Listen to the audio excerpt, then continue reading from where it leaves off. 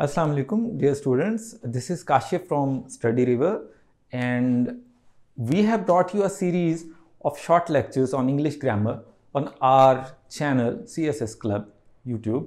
Okay, so कल हमने और the last lecture में हमने देखा था last video में कि what is sentence.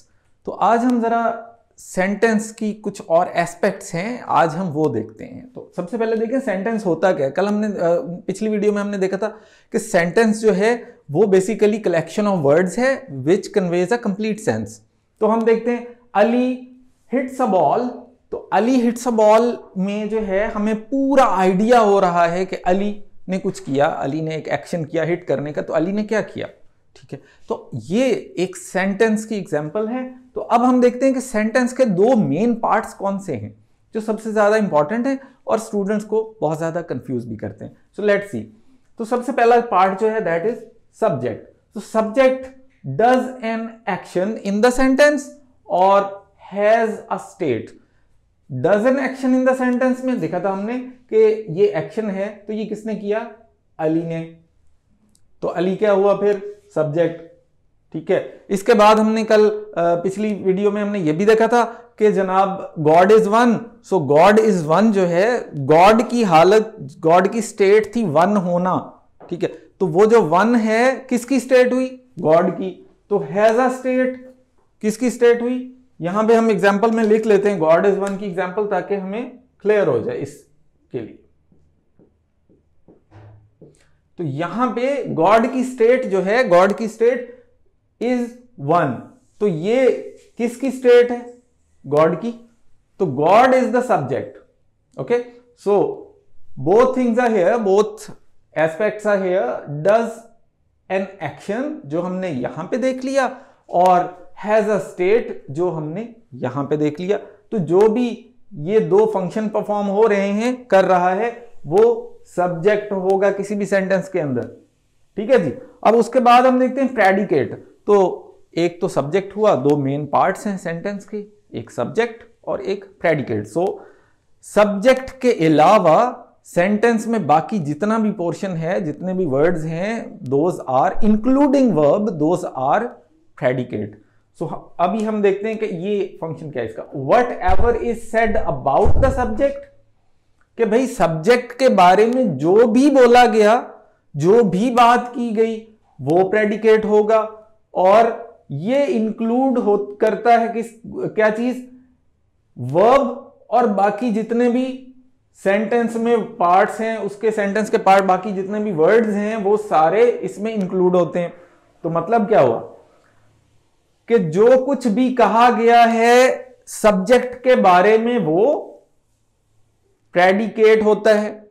और इसके अंदर क्या होता है, वर्ब से हम स्टार्ट कर लेते हैं, लाइक यहां से वर्ब और ये बाकी का, यहां से वर्ब और ये बाकी का। इसका मतलब हुआ ये कि सब्जेक्ट के अलावा ये सब्जेक्ट है हमारा और ये बाकी पूरा पोर्शन प्रेडिकेट है। तो ये आपने इसमें कंफ्यूज नहीं होना। चलें अभी हम तीन एग्जांपल्स और हैं हमारे पास, हम इनको देखते हैं, अंडरस्टैंड करने की कोशिश करते हैं। तो what about this sentence, Apple test sweet and delicious. तो इस सेंटेंस के अंदर क्या है, एप्पल जो है उसकी, एप्पल इज द सब्जेक्ट और बाकी का जितना पोर्शन है वो हमारा हुआ प्रेडिकेट, ठीक है।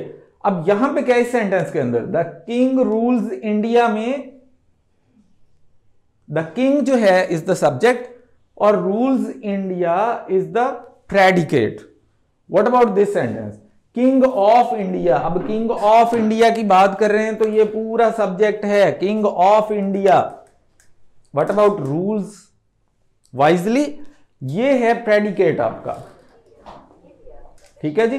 तो ये है सब्जेक्ट और ये है प्रेडिकेट। इसी तरह ये था हमारा सब्जेक्ट और ये सब्जेक्ट, और ये था हमारा प्रेडिकेट और ये था हमारा प्रेडिकेट। आई होप कि ये सब्जेक्ट और प्रेडिकेट का जो प्रॉब्लम है आपका, अब ये आपको अंडरस्टैंडिंग इसकी डेवलप होगी। इसकी एक एक्सरसाइज में डिस्क्रिप्शन में दे रहा हूं, आप वहां से ट्राई करें, उसको अटेम्प्ट करें और हमें जो है आंसर कमेंट्स में दें, ताकि हम आपको उसमें अगर कोई आपको कंफ्यूजन आती है स्टिल, तो we can communicate about it. Okay, अब हम आते हैं नेक्स्ट पोर्शन जो है हमारा, वो है काइंड्स ऑफ सेंटेंस। तो काइंड्स ऑफ सेंटेंस हमें पता है, पुराने जमाने से हम पढ़ते आ रहे हैं कि भाई 4 टाइप्स होती हैं इंग्लिश में जनरली। पहली है असर्टिव और डेक्लेरेटिव सेंटेंस। तो असर्टिव सेंटेंस या डेक्लेरेटिव सेंटेंस का मतलब क्या है बेसिकली, तो पहले हम ये समझते हैं।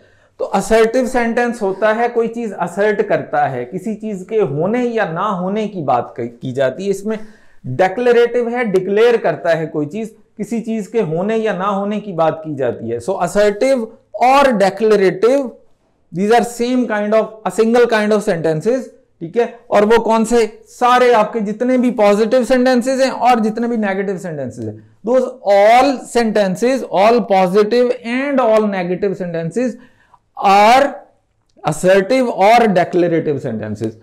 अली ईट्स एप्पल डेली, एक बात बता दी गई, एक बात, एक स्टेटमेंट दे दी गई, ये काम हो रहा है, अली ईट्स एप्पल डेली, ठीक है। तो Ali does not eat apple daily. तो ये जो है पॉजिटिव सेंटेंसेस और negative sentences, these are basically the assertive और डेक्लेरेटिव सेंटेंस। डिक्लेयर कर देना किसी चीज को, डेक्लेरेटिव। ओके जी, अब हम सेकंड टाइप पे आते हैं सेंटेंस की, तो दैट इज इंट्रोगेटिव सेंटेंसेस। तो इंट्रोगेटिव सेंटेंसेस आपको पता है क्या करते हैं, दे आस्क क्वेश्चंस।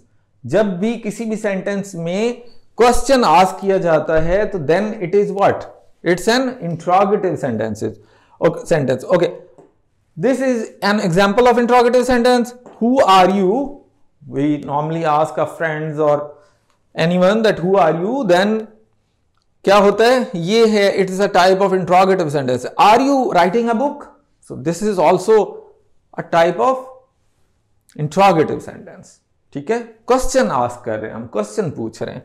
अब अगली बात पे आते हैं, तो अगला टाइप है imperative sentence.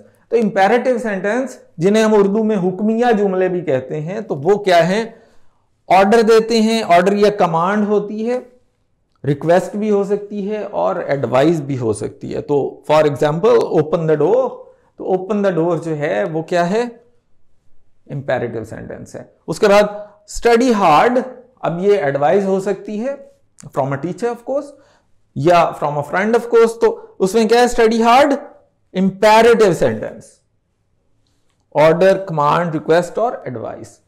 So these are okay. Number 4 पे है ऑप्टेटिव सेंटेंस। ऑप्टेटिव सेंटेंस में क्या होता है, विश या होप होती है। मे यू लिव लॉन्ग, तो इसमें क्या है, बेसिकली एक विश या होप की गई, एक विश की गई, एक दुआ की गई है, इसको हम दुआइया भी कह देते हैं।